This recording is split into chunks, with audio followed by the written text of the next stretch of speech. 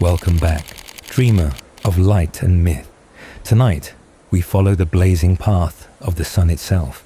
This is the story of Helios, the radiant god who sees all, who rides the skies in his golden chariot, and whose children shape the lands and legends of ancient Greece. From sacred oaths to burning wrath, from guiding heroes to kindling eternal fires, Helios was more than just sunlight. He was divine presence, watching every corner of the world. If you're ready to drift through glowing skies and forgotten tales, like the video and subscribe.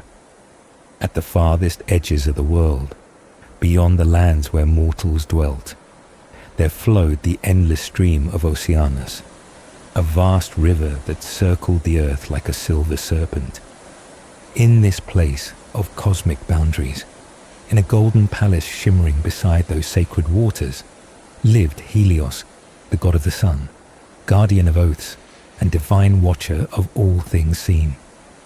Born from the union of the Titan Hyperion and the shining Theia, though some said Euryphessa or Athra. He was the brother of Selene, the moon, and Eos, the dawn, and each day he upheld the eternal rhythm of the heavens. As the darkness of night faded, Helios emerged from his palace crowned in radiant light, his head encircled by the blazing aureole of the sun. Draped in flowing purple robes, his form shone with divine brilliance, a symbol of celestial order. He mounted his golden chariot drawn by 4 powerful steeds. Some said they had wings, and with a mighty cry that shook the heavens, he began his daily ascent. The horses snorted fire as they climbed the sky, pulling their master across the dome of the world, from the eastern lake-like realm of Oceanus where he rose, through the high arc of noon where he blazed brightest, and toward the western gates where shadows lengthened. From that edge of the world, near the golden lands of the Hesperides, Helios would step into a marvelous golden cup, crafted to carry him through the night along the northern streams of Oceanus, returning him once again to the east to begin the cycle anew. His light touched both gods and mortals, illuminating the secrets of day and the boundaries of time.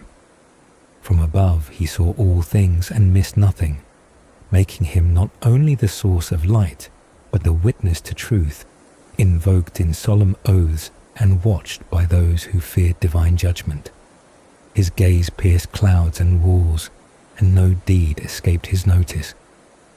Yet even within such order, chaos once stirred, when his mortal son, Phaethon, begged for the right to steer the sun chariot for a single day. Helios, bound by paternal love and an unbreakable promise, allowed the boy to take the reins, but Phaethon, though bold, could not command the powerful steeds. The horses swerved wildly, the chariot veered across the sky, and its furious heat scorched the earth, burning forests, boiling rivers, and cracking the land. To save the world, Zeus cast a thunderbolt, and Phaethon fell in flames to his death, his body hurled from the heavens. Grief-stricken but eternal, Helios continued his daily task, a reminder of the balance that held the world together. Poets of later times spoke of his palace in more glorious terms: rooms paved with jewels, walls etched with stars, and a throne where he sat surrounded by personifications of time itself. Hours, days, months, and years stood before him like loyal courtiers. Though Homer mentioned only the eastern lake and the western gates, others claimed Helios had a second palace in the west, a counterpart of gold and shadow. It was said that his divine horses rested in the Isles of the Blessed, feeding on sacred herbs that gave them strength for their next journey.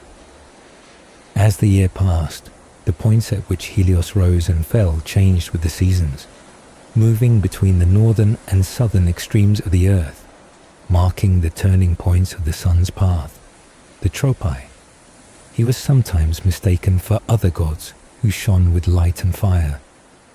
Hephaestus, the divine smith whose forge lit the sky, or Phoebus Apollo, who later inherited many of Helios's symbols. Yet Helios remained distinct, ancient and Titan-born, with a clarity of vision that belonged only to him. Beardless and fair, terrible and majestic, he was the wheel of time and the flame of order. And so, day after day, the god of the sun continued his radiant path, rising from the eastern waters, blazing across the sky and sinking into the western sea. His journey, an unbroken testament to the divine rhythm that governed both heaven and earth. During the day, Helios rode across the sky in his golden chariot, blazing from the eastern horizon to the far reaches of the western world.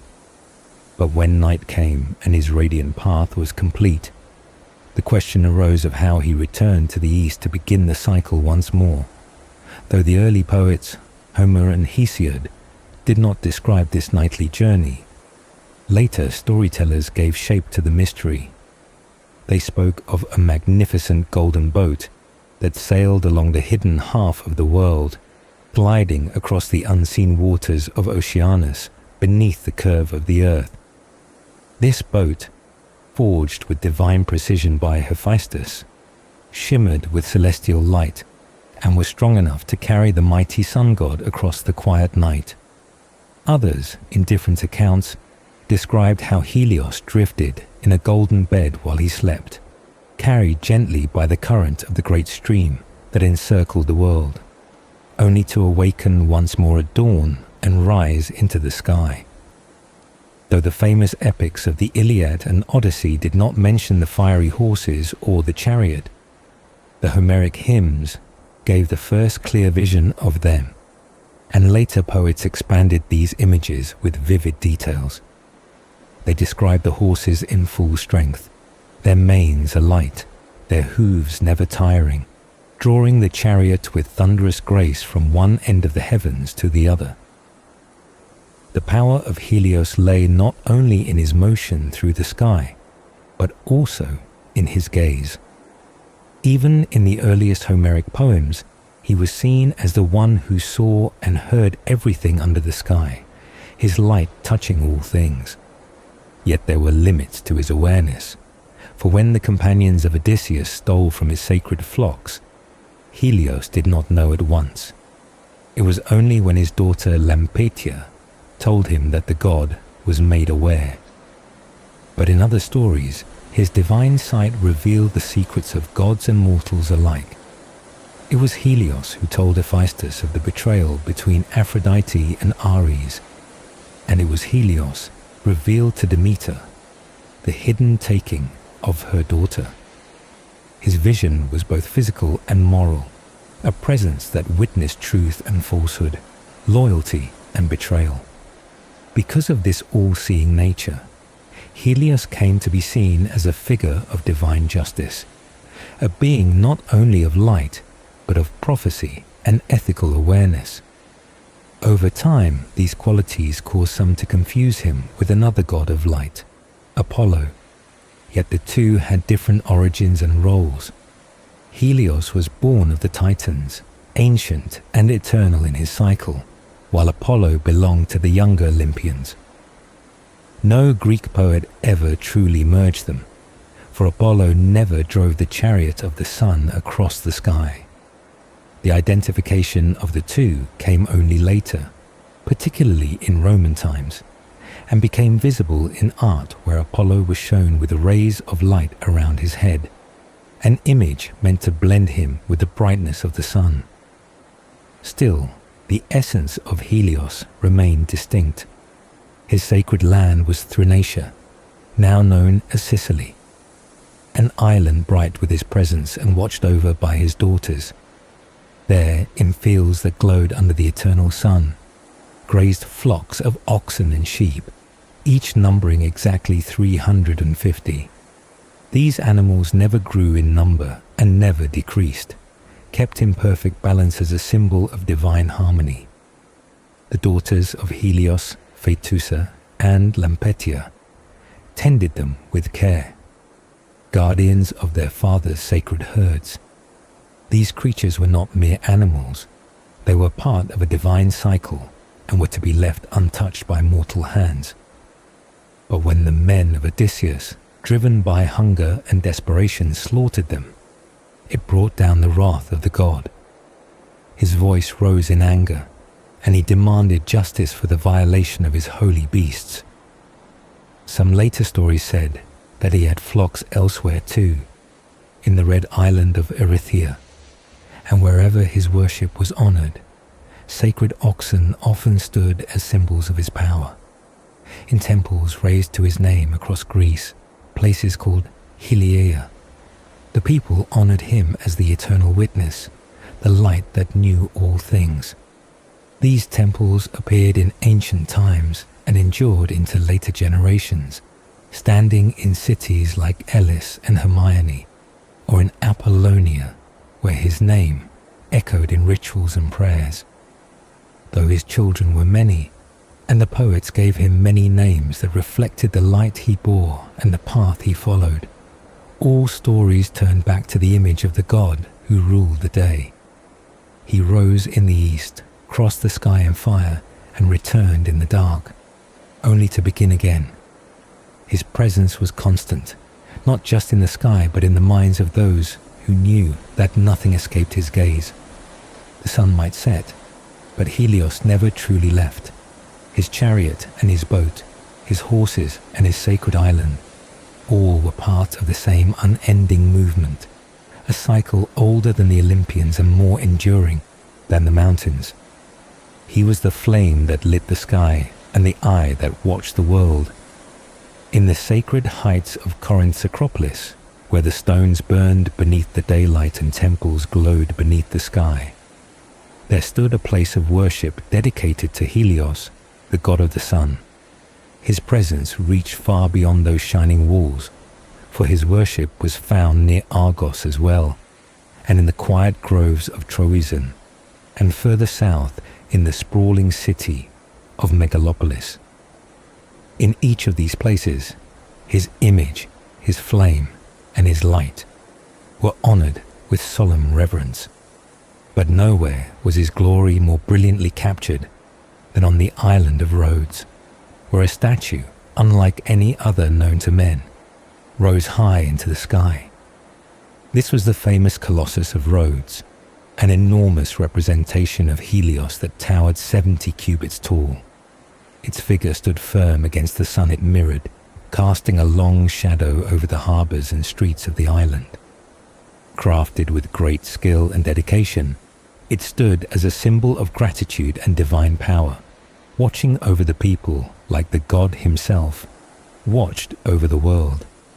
But time and nature proved stronger than bronze, and when the earth quaked, the statue fell, broken by the trembling ground. The people of Rhodes sought to raise it again, but an oracle warned against it, and so the remains of the Colossus lay where they fell, a reminder of the might of both the god and the earth beneath him. In many places, the people honored Helios with offerings and sacrifices, seeking favor from the one who watched everything from the sky. Among the gifts laid at his altars were white rams, boars, bulls, goats, and lambs. White horses, proud and shining, were among the most honored of offerings, for they reflected the divine steeds that pulled the chariot of the sun. Honey, golden like his rays, was also offered, sweet and pure. In these rituals, the people hoped to gain the god's goodwill, his warmth, and his vision. Among all animals, the cock held special importance for Helios. Its crowing at dawn was seen as a sign of his rising, a call that welcomed his light back to the world, and thus the creature stood as sacred in his temples. Even among the Romans, who knew him as Saul, his presence endured. At first, they followed the beliefs of the Greeks, adopting the same stories, the same imagery. But over time, as they looked eastward and absorbed more from distant lands, they began to shape their own practices. Though early signs of sun worship could already be seen in the old records and tales, it was only with the influence of the East that the cult of Saul truly became central in Rome. Still, it was in Greece that Helios found some of his finest depictions. On the pedestal of the great statue of Zeus at Olympia, Helios was shown rising into his chariot, capturing the eternal moment of ascent. Other statues and sculptures across the cities showed him riding through the sky, drawn by 4 powerful horses, just as the hymns and poems described. His image was one of eternal motion, of flame and time, a god whose journey defined the passing of days. The ancient text, too, recorded his beginnings. In the Odyssey, he was called the son of Hyperion, and this title, Hyperionides, followed him across songs and stories. In the Theogony, the poet told how Theia, in love with Hyperion, gave birth to 3 luminous children, Helios the sun, Selene the moon, and Eos the dawn. These siblings together ruled the rhythm of the heavens, one after another lighting the world. The Homeric hymn to Helios described how he rode across the sky, shining not only upon mankind, but also upon the deathless gods, his gaze piercing through cloud and sky alike. His mother, Euriphiessa, bore him with glowing strength, and together with her brother, brought forth children of radiant beauty and endless movement. Dawn with her rosy arms, Moon with her rich tresses, and the sun himself, who moved tireless across the dome of the heavens. Other ancient writers echoed this tale, from Apollodorus to Hyginus, each repeating the names of the divine family, painting the same circle of light. The poets did not fail to describe the way Helios looked. His appearance was never shadowed, never dark. His hair and body shone like the sun he governed, and always he was shown in his chariot, sometimes with rays of light radiating from his head, his eyes steady and knowing. His steeds, sometimes winged, sometimes just burning with energy, pulled him forward in a path that could not be broken. With every sunrise, he began his ascent, and with every sunset, he completed his task. Each day, the world looked up and saw the same light, and each night, it remembered the fire that had just passed. Though time moved forward, Helios remained unchanged, fixed in his path and eternal in his purpose. Through the rituals in cities, the hymns in temples, and the stories passed from one generation to the next, Helios lived on as the eye of heaven, the flame of order, and the wheel of time that never stopped turning. He gazed across the sky from beneath his golden helmet, his eyes shining with a fierce and radiant power, casting beams of light in all directions as if the heavens themselves opened at his glance. From his temples flowed bright locks of hair, glowing like liquid flame, and his far-seen face, calm yet unblinking, watched the earth from high above, always watching, always shining. Draped around his divine body was a rich garment, fine and glowing, woven with threads of brilliance and caught by the wind as it fluttered across his form.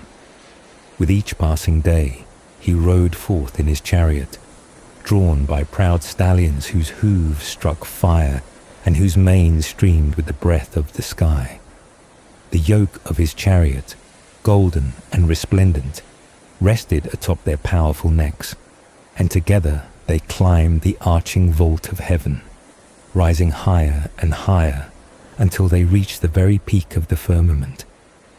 There he paused, still and burning, seated at the summit of the heavens, his gaze never dimming, his form unmoving in the center of the sky. When his time had come, when the light had stretched far and wide and shadows had begun to creep across the edges of the world, he turned his team once more, and with great might and wonder, he drove his horses down the western sky and descended into the great river Oceanus, where the edge of the world touched the boundary of night. His children, born of the same divine light, were known across the lands by the glow in their eyes, which sparkled with golden fire.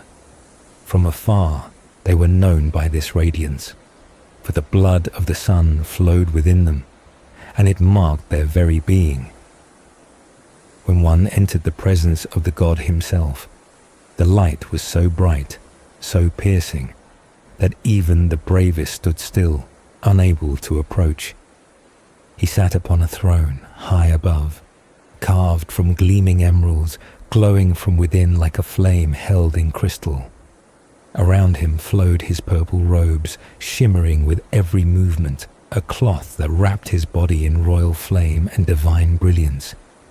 When he prepared to rise, he placed upon his head a crown of countless rays, the diadem of the sun, each ray twisting outward like spears of golden fire. His chest was protected by a corselet woven from the 12 signs, the stars of the heavens wrapped around him as armor, and around his waist stretched a belt that carried the reflection of the rainbow, cutting across the clouds in every color that danced through sunlight. These were not mere ornaments, but symbols of power, signs of his mastery over light, time, and the ever-turning sky. When he passed his power for a time to his son, he placed upon the boy's head the very helmet of the sun, and upon his brow he wound 7 rays like burning threads of fire, crowning him in the very essence of daylight. He tied a white kilt at the waist and wrapped it tight across his loins, then placed upon him a robe of living flame and fastened purple boots upon his feet. At last he gave to him the reins of the chariot, the shining steeds trembling with power beneath the harness, their breath steaming like morning fog burning under the dawn. Thus the image of Helios stood, bright, powerful, and wrapped in the majesty of the cosmos. But before all this, before the sky had opened and the days had begun, the earth and the heavens were one. Uranus and Gaia had not yet been separated, and the world was still young and formless, its lands not yet solid, its seas not yet calm. It was in those first moments, when time had not yet measured the days, that Helios first cast his light upon the earth. From the warmth of his fire and the glow of his gaze, life began to stir. From the mud, thick and bubbling, life rose. Plants and creatures came forth, small and large, strange and shapeless at first. The ground steamed with heat, and the sun poured down with no clouds to shelter the land. The earth, still soft and wet, felt the touch of the sun's fire and began to awaken. Out of the moist earth, beneath a rainless sky, strange monsters were born, limbs mismatched, bodies twisted by the rawness of creation. These creatures were not yet what the world would come to know. They were the wild beginnings of life, the earliest steps of a long unfolding. But then came time, and with it the shaping of order. Time, steady and unseen, worked quietly, and through its rhythm, it combined limb with limb, shaped form from chaos, and gave balance to the living world. Thus, through the warmth of Helios and the slow hand of time, the creatures of the earth began to take form and live in harmony upon the land. On the island of Rhodes, the power of the sun was felt more strongly than in most places. At the beginning of the world, that island had been soft and damp, not yet firm beneath the feet. But the fire of Helios blazed above it, drying the ground, driving away the waters that covered it, and filling the land with life. As the heat spread, the soft earth hardened, and the animals came forth. The creatures filled the hills and valleys, and the island became rich with life and light. This tale, held by the people of Rhodes, marked their land as sacred to the sun, for it was the god himself who had lifted it from the deep and awakened it with his fire. And so, in every place where the sun's light was strongest, the name of Helios echoed. Through thunderous skies or golden mornings, through myth and memory, He remained the shining eye that brought the world into being and watched over it without end. When the waters of the great flood had finally retreated, and the deep-coated earth lay heavy with the slime of the deluge, it was the sun that returned first to touch her surface. Shining once again from above, the warm rays of Helios poured down upon the soaked soil, and beneath his glowing touch, the land responded. The mud, rich with life and memory, began to stir under the caress of the sun. From that fertile, steaming mixture rose countless forms of life. Some were echoes of ancient beings that had once walked the earth before the flood, and others were new, strange in shape and unknown to the world before that moment. These living things emerged in all shapes and sizes, some familiar and others strange, but all born from the bond between earth and sunlight. The land, awakened and warmed, produced life once more through the force of Helios, who gave light to everything beneath the sky. In the early days, before even the flood and the making of the creatures, when the world was still settling, and the heavens and earth had just begun to find their balance, Helios sent out the brightness of his new light for the first time. That first dawn brought his shine upon the breast of the earth, and the all-mothering land stirred to life beneath his rays, beginning the cycle that would never stop, as long as the sun continued its journey across the sky. He was not only a source of warmth and vision, but also of inspiration and invention. Helios was believed to be the one who first conceived the idea of the four-horse chariot, an image that would forever become linked with his daily movement across the heavens. This was no ordinary vehicle, but a divine quadriga, drawn by four powerful steeds that carried the sun god from the eastern horizon to the western edge of the world. Later, among mortals, a man yoked horses in the same manner, using four to pull his chariot, and it was said that even Zeus, the cloud-gatherer himself, admired the man's cleverness, for in his invention he had mirrored the wisdom of Helios. This chariot became not only a symbol of divine motion, but also of heavenly order, and the sight of it moving through the sky remained one of the most powerful images in all myth. But Helios did more than shine and travel. He watched. From his place above, he was called the watchman of gods and men, seeing all things that happened under the open sky. His eyes missed nothing. When one day the ground opened, and the underworld swallowed up a maiden in the bloom of youth, she cried out for her father and for aid, her voice rising from the fields like a gust of wind. No mortal heard her. None of the olive trees stirred in answer. None of the other gods responded. Only one, hidden in her cave, heard the cry, an ancient goddess of shadows and thresholds. And Helios, high above, also heard. His beams saw what no eye could see.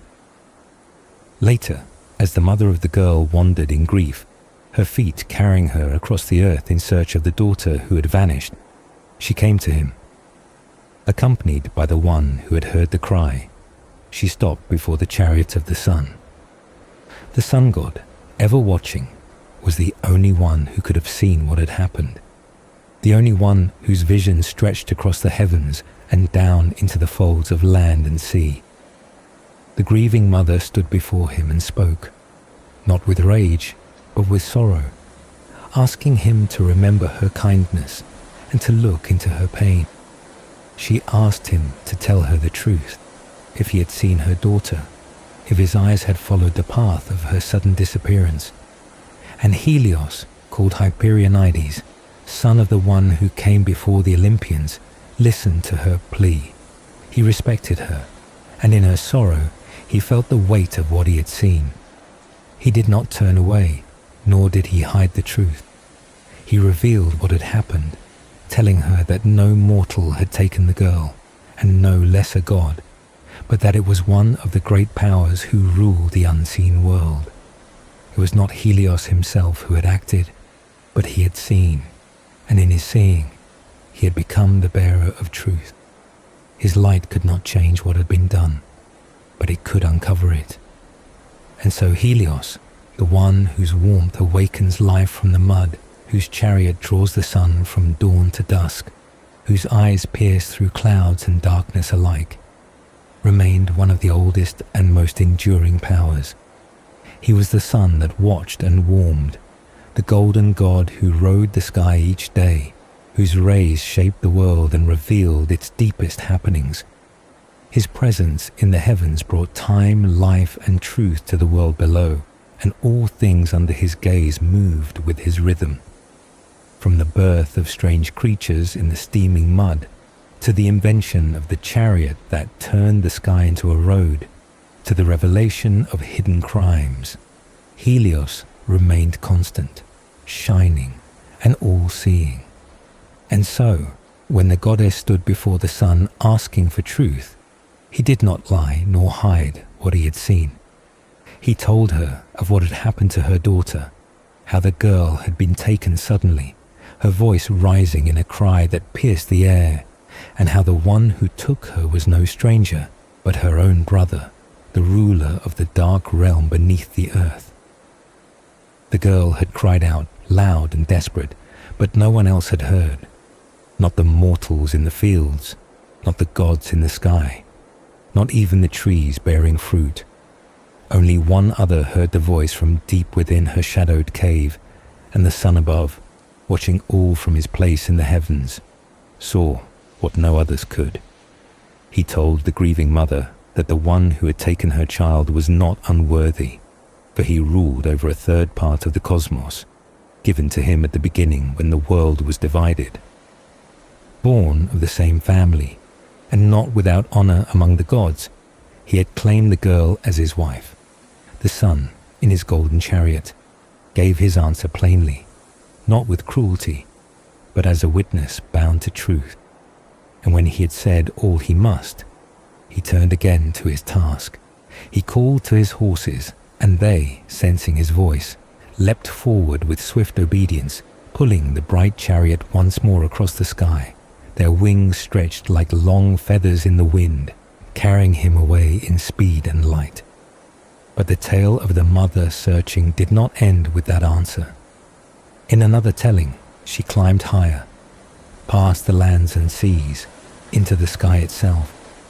She stood before the stars near the cold pole of the heavens, near the place where ocean never touched, and begged them to help her find her child.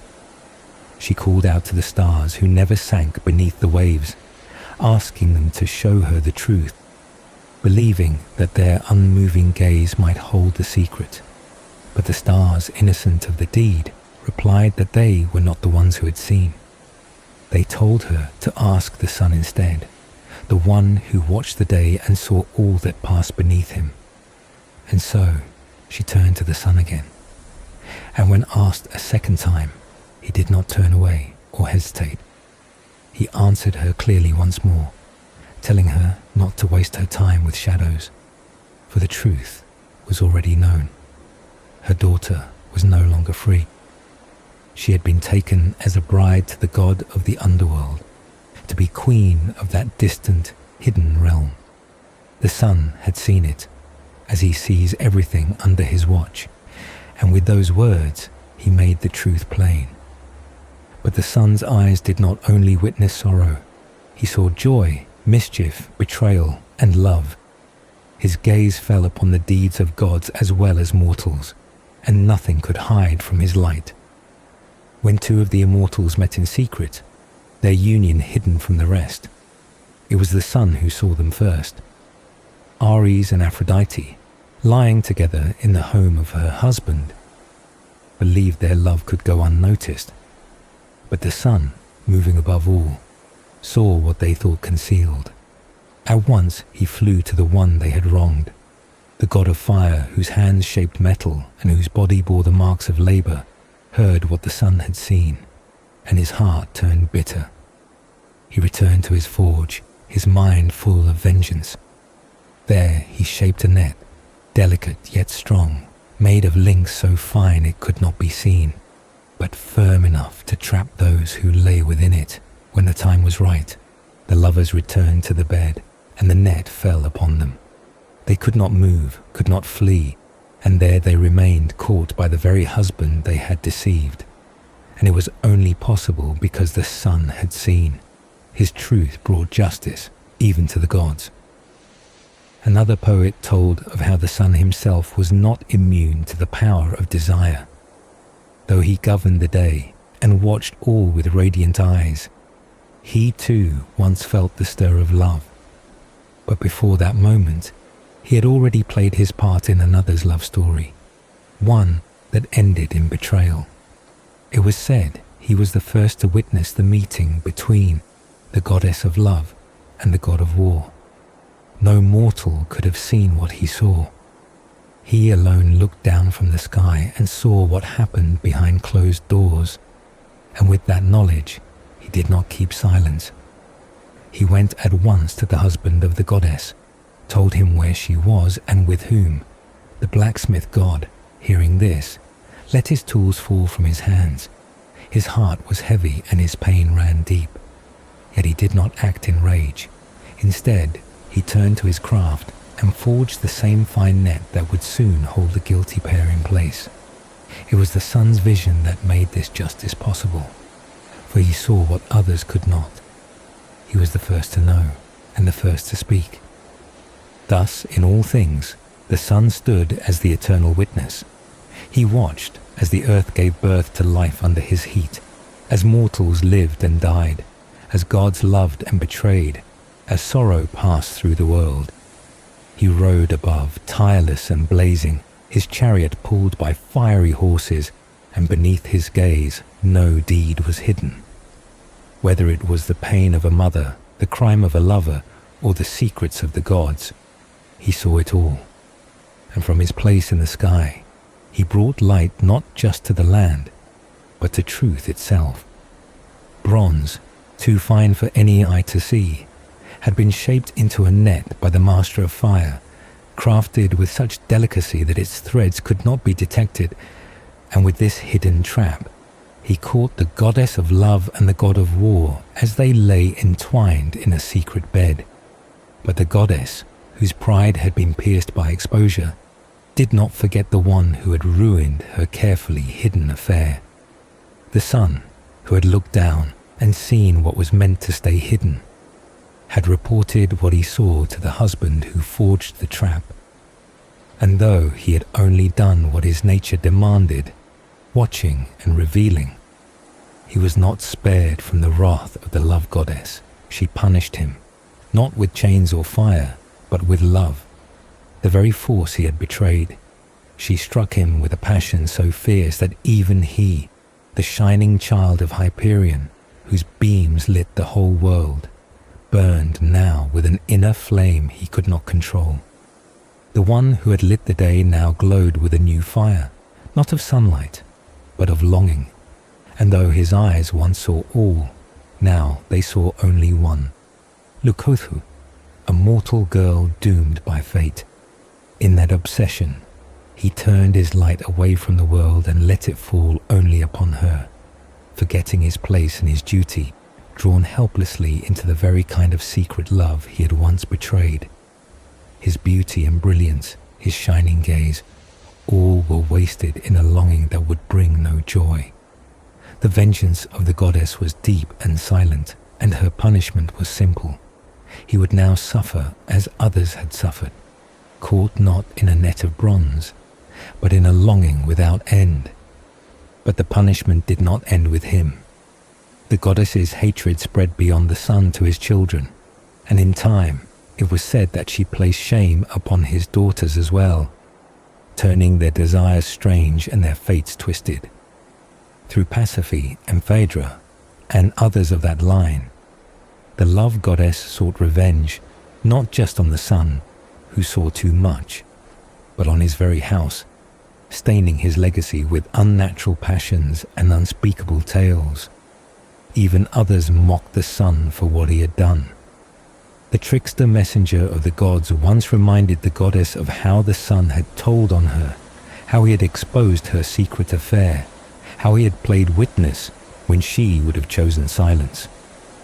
And during a battle far away, when the god of war fled once more from the burning force of the forge, the sun laughed, remembering how the same god had once fled the chains laid by the cunning husband after his betrayal, was revealed by the sun's light.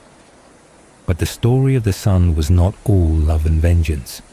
When the time came for the gods to wage war against the ancient powers, the giants and the titans, the sun took his place among those who would stand against the old order. Before the battle, a sacrifice was made. The king of the gods offered a bull to the sky, to the earth, and to the sun. In that moment of offering, signs came forth, omens that spoke of victory and betrayal. Among the old gods, some turned their loyalty, and the sun was one of those who stepped away from the ancient line and stood beside the younger power, choosing to side with the ruler of the skies. It was a moment of division, when even those who had ruled before the Olympians now bent to the new order, and the sun, with all his light, cast his favor on the one who would rise. From his line came others of strange power. A daughter was born to the sun, a being of great beauty and form, but with a face so terrifying that those who saw her begged the earth to hide her. And so the earth, taking pity, buried her in a cave on the island of Crete, hiding her away from the light. But she did not remain forgotten. When the young king of the gods prepared for war, a prophecy was given, one that came from the very ones to whom the sacrifice had been made.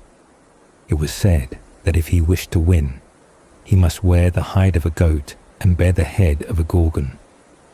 That goat was none other than the daughter of the sun, and her skin, taken and worn, would become the shield known as the Aegis, a symbol of terror and protection. The face that once struck fear would now turn back the enemies of the gods. The prophecy was fulfilled, and the sun's line, even in its strange and hidden places, gave power to the ones who rose to rule. Thus the sun stood not only as a watcher and bringer of light, but as a participant in the great turning of time. He revealed truth, but paid for it with longing. He stood with the gods in their wars, and his blood became part of their strength. He watched the skies, saw the secrets, burned with love, and gave signs to those who listened, whether punishing with sight or blessing with his presence. He moved always across the heavens, bound to the light, but touched forever by the stories that played out beneath his gaze. This is the Aegis, the sacred shield fashioned with the hide of the sun's own daughter, whose terrifying beauty had once driven the Titans to plead with the earth to hide her away.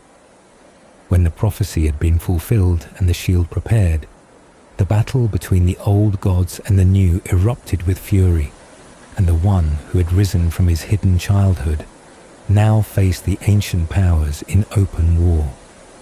With the Aegis before him and the signs of victory granted through sacrifices to sky, earth, and sun, he overthrew the Titans and claimed the kingdom. Among the enemies in that war was a giant born of the earth, a being of incredible strength and violence, who hurled boulders and flaming trees at the sky itself. Alcyoneus, the most powerful of his kind, held immortality so long as he fought upon the land of his birth. In his fury, he raided the land of the sun and drove away his sacred cattle from the island of sunset, disrupting the balance and violating the sanctity of that golden herd. The sun, whose eyes missed nothing, whose cattle had been taken, watched as the struggle between old and new gods drew in every realm, every force of nature. But it was not strength alone that determined the war's outcome. There had been a prophecy that no god could defeat the giants without the aid of a mortal. The earth, hearing this, sought to protect her sons by searching for a special herb, one that would render the giants invulnerable even to mortal hands. Yet the ruler of the skies saw through her plan and acted swiftly. He prevented the rising of the dawn, the glowing of the moon, and the shining of the sun, casting the world into still darkness so the earth would not see where the plant grew. In that shadowed silence, he found the herb first and destroyed it, leaving the giants exposed and vulnerable. The sun, though hidden during that time, was part of this moment, for it was his light that was withheld to stop the earth from gaining the advantage. Without the sun, the earth was blind, and the future of the giants was sealed. In the battles that followed, even the god of fire himself grew weary. He, who forged the very weapons of the gods, found himself broken upon the field of Phlegra, overwhelmed by the force of the giants. But it was the sun who saw him falter and came to his aid.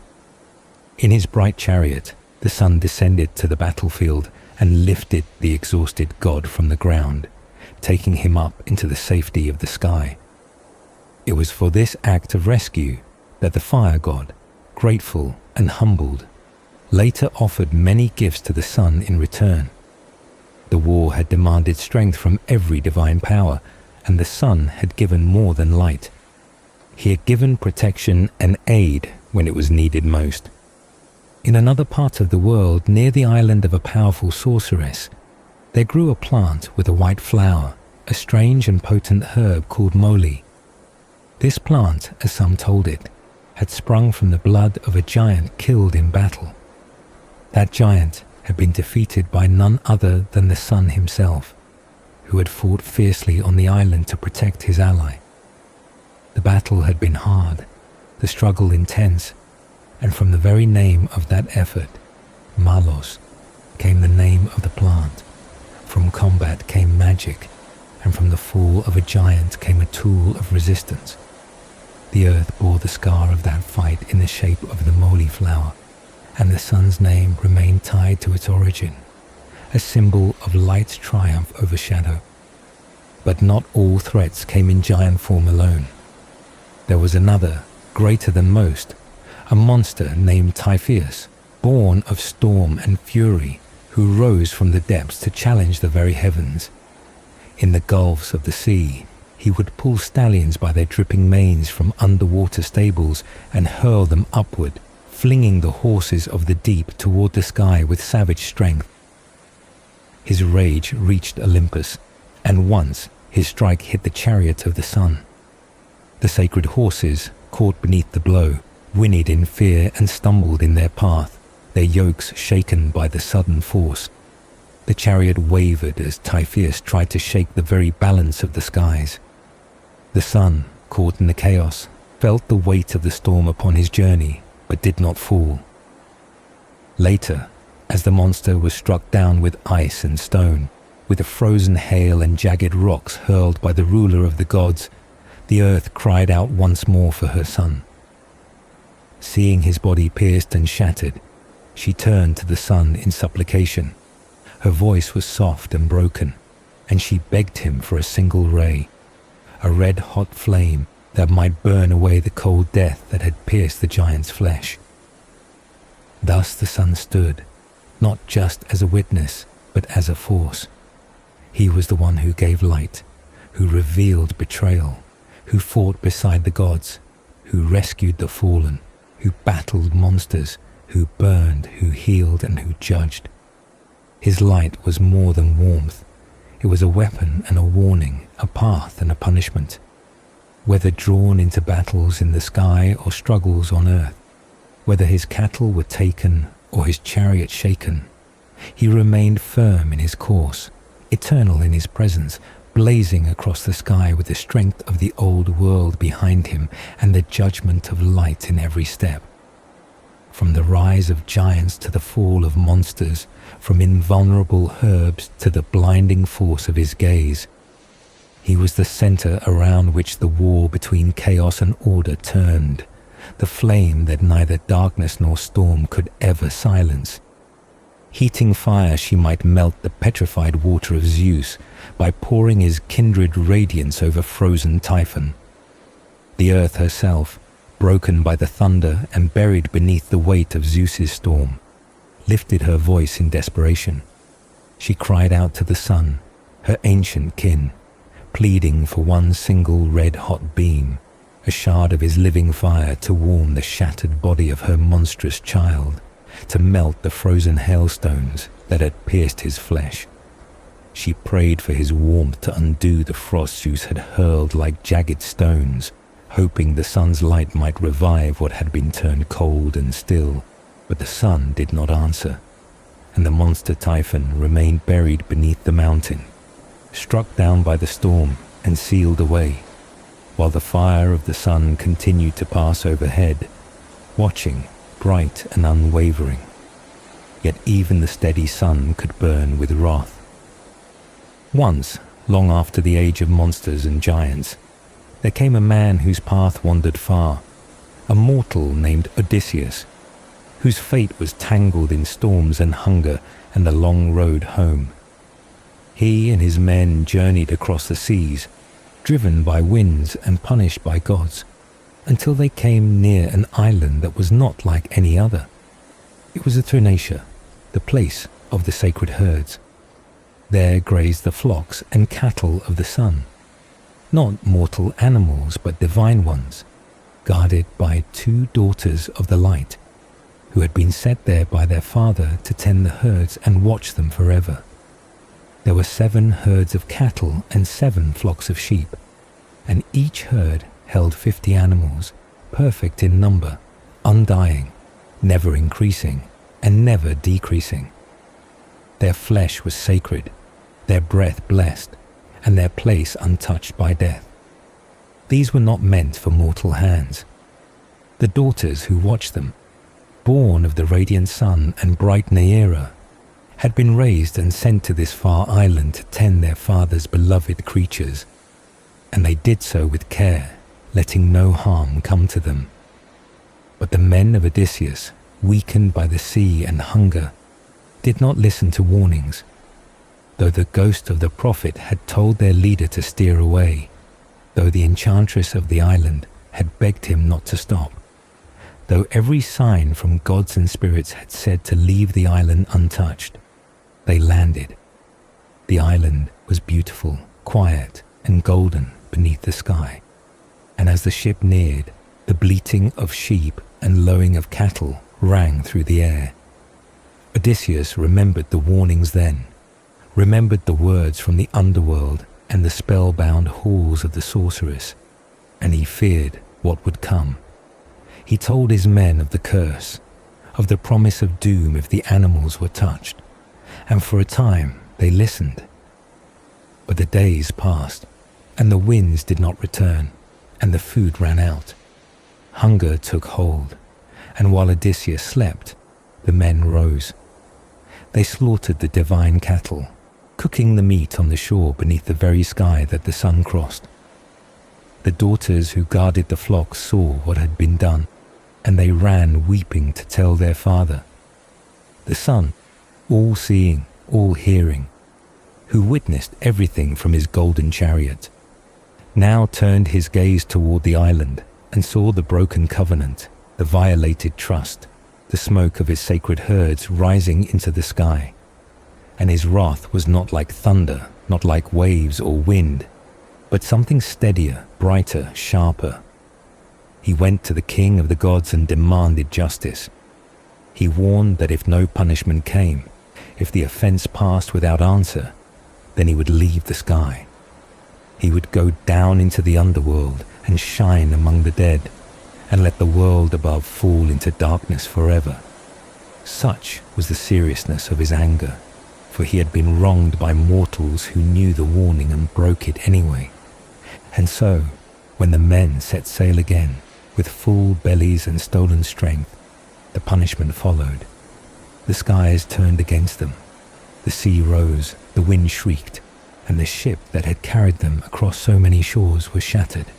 Lightning struck, and the vessel broke apart. All the men who had defied the sun were swallowed by the sea. Only their leader, who had tried to stop them, who had slept while the crime was committed, was spared. But even he was left drifting, alone and lost. He would wander for many years before seeing his home again, and when he did, he was changed, marked by sorrow and silence, for all his friends had perished. This was the price of touching what was sacred to the sun, of eating the flesh of his immortal herds. The god who had watched giants fall, who had burned monsters with fire, who had rescued allies from battlefields and lit the world from sky to sea, now turned that same power into vengeance. His light, which gave life, could also destroy. His vision, which revealed truth, could also judge. And his patience, though long, could be broken. The sun, steady and golden, rode his chariot through the sky every day, but when his law was broken, he did not hesitate. From the beginning of time to the far shores of mortal journeys, his eyes never closed, his fire never faded, and when he was dishonored, his light brought ruin. And so the journey of Odysseus was marked forever by that moment of hunger and disobedience, by the day his men ate the sacred cattle, and by the wrath of the sun that followed them across the waves, unrelenting until justice was complete. Rest of the meat was laid upon the fire. They sat down to feast beside the flames, eating the flesh of the cattle that were never meant for mortal hands.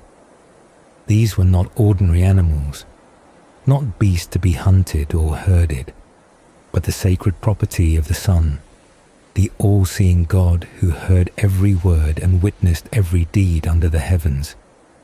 I had warned them, not once but many times, of the danger, told them of the words of the prophet and the sorceress, both of whom had urged us with great seriousness to avoid this island, for it held not safety but doom.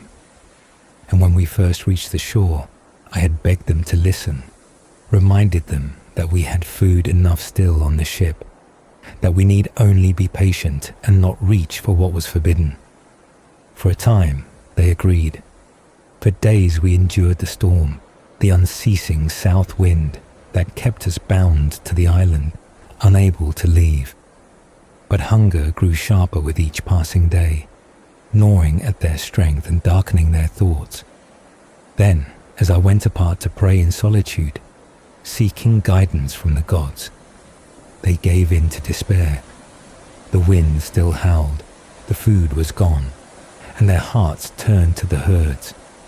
Eurylochus, always bold in argument, stood before them and made his case with desperate logic, saying that all death was bitter, but none more cruel than starving slowly under the open sky.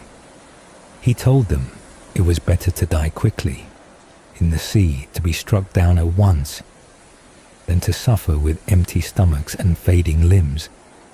He even promised that if they ever returned to their homeland, they would build a great temple in honor of the sun, a beautiful house filled with offerings to make amends. But if the sun did not forgive, if he took revenge and called down the wrath of the heavens, then so be it, for at least they would not die by hunger. The others, too weak to argue, too frightened to wait, agreed with him, and so they acted. They went to the sacred pastures where the cattle grazed, those divine beasts with their golden coats and curling horns, and they chose the finest among them. They spoke a prayer, not with barley or wine, as was proper, but with leaves from an oak tree and water drawn from the island springs. For they had none of the holy things left. They butchered the cattle in the old manner, cutting the thigh bones and covering them in fat, then laying raw flesh atop the offering. With no wine to pour, they used water to make their libation, and set the meat on the fire to cook.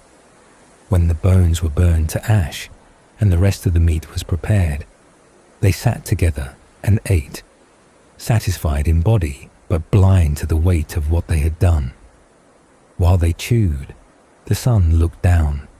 From his chariot high above, he saw the smoke rising, smelled the fire, and heard the cries of the slain animals. He knew each one, for they were his children in a way, born of divine order and not meant for mortal hunger. His rage stirred, burning brighter than ever before, for this was not a mistake, not a secret act of ignorance. It was a choice, made in defiance of warning, in rejection of prophecy, and it was an insult to his very being. He went at once to the ruler of the skies, to the one who held the thunderbolt, and he demanded justice. He told him what had happened, how his sacred cattle had been slaughtered by men who knew better. And he swore that if no punishment came, he would turn his light away from the world. He would descend into the underworld and shine only among the dead, leaving the earth in darkness. So great was his fury that even the gods trembled at his threat. For the sun was not just light, but the order of time itself, and without him, the sky would collapse into shadow. The king of the gods heard this and agreed, and so the punishment was set. When the wind finally ceased, and we left the island behind, the sea rose with unnatural force. The sky darkened, thunder rolled, and a bolt struck our ship. The mast snapped, the hull shattered, and the ocean swallowed my men. One by one, they vanished into the waves, their cries lost in the storm, their bodies pulled into the depths. Not one survived. I alone clung to wreckage, thrown and tossed by the sea, carried far from the island and the wrath that had destroyed my friends. It was many days before I reached another shore, and even then I was only a shadow of myself, broken by loss and haunted by the memory of that feast. That meal of stolen flesh had cost everything. The sun, who gives life and watches all, had seen and judged, and when his law was broken, he had not held back. The justice of the gods is not always swift, but it is certain, and on that day it came with fire and water and the silence of the sea. The moment the entrails were tasted and the rest of the meat sliced and set upon spits to roast, the sleep that had quietly taken hold of me slipped away all at once from my eyes, as if the gods themselves had withdrawn their veil. I rose quickly and made my way back to the shore and toward the curved hull of the ship, still unaware of what had happened in my absence. But even before I saw the men, before I reached the vessel, the scent in the air struck me like a blow. The rich and unmistakable savor of roasting meat surrounded me, thick and warm and horrifying in its familiarity. I stopped and groaned aloud, and a cry escaped from deep within me as I lifted my voice toward the sky, calling out to the gods above. I begged them to hear me, to understand that I had been led into sleep not by chance, but by some divine hand seeking my undoing. I cried out to the Father of gods, to the undying powers that dwell above, and asked why they had let slumber take me at the moment when vigilance was most needed, why they had lulled me just when my comrades, left behind, turned their hearts toward this forbidden act. But even as I mourned far away, the goddess Lampetia, she of the trailing robe and daughter of the sun, sped with swift feet to her father to tell him what had been done, that the sacred cattle had been slaughtered, that the beasts he loved had been taken by mortal hands and carved apart in defiance of warning and oath. When she reached him, the sun god did not hesitate. His anger flared like his own burning light, and he raised his voice before all the immortals. He called out to the Father of gods and to all the deathless ones who watch the world, demanding justice. He reminded them that the cattle were not like others, that these were the herds in which he always took delight, that he rejoiced in them as he rose into the sky and again as he descended from his journey each day. They were his constant companions, sacred and shining, and now they were lost to him. And so he gave his warning to the gods. If they did not punish those who had committed this crime, he would leave the heavens altogether. He would forsake the upper world and descend into the realm of the dead, to shine no longer upon the living but only upon the shadows beneath. The threat was real, for the light of the sun was no small thing. It held the balance of day, the order of time, and the warmth of life itself. Without it, the world would fall into silence and cold. Zeus, who masses the clouds, answered him. He told the sun to continue shining over the earth, to bring his light to both gods and mortals as always. But he promised that punishment would come. The god of thunder declared that he would strike the ship of the offenders with a white-hot bolt, that he would shatter it into splinters and drown it in the vastness of the sea. This vow, I later learned, had been heard and repeated by the goddess Calypso, who told it to me when I came to her shores. She had heard it from Hermes the messenger, and so I knew it to be true. When I reached the ship and looked upon my men, I rebuked them one by one, with words filled with sorrow and fury. But it was too late for reproach to mend what had already been done. The sacred cattle were gone, and no power could return them. Then the signs began. The gods sent wonders and warnings, things that made the blood turn cold. The hides of the cattle, stripped from their bodies, began to move of their own accord. They crawled across the ground like living things. The flesh that roasted on the spits, the very meat they had taken with joy, let out sounds, not just the crackling of fire, but lowing and bellowing, as if the souls of the cattle still lingered within. The dead made noise like the living, and fear spread among the men, though still they ate. For 6 days they continued their feast, devouring the best of the sacred herd. And on the 7th day, the wind returned. The storm that had held us still so long faded, and the sea grew calm. Seeing this, we boarded the ship with haste, raised the mast, set the sails, and launched again into the wide open water, eager to leave the cursed island behind. But the punishment was not forgotten. As soon as we reached the deeper sea, where no land stood close, the sky darkened again. Zeus fulfilled his vow.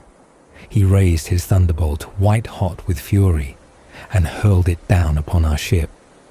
The mast snapped in two, the ropes caught fire, the timbers broke apart, and the sea swallowed everything. The ship was shattered, cast into the waves in pieces. My comrades, every one of them, were lost to the water, dragged beneath by the weight of their crime.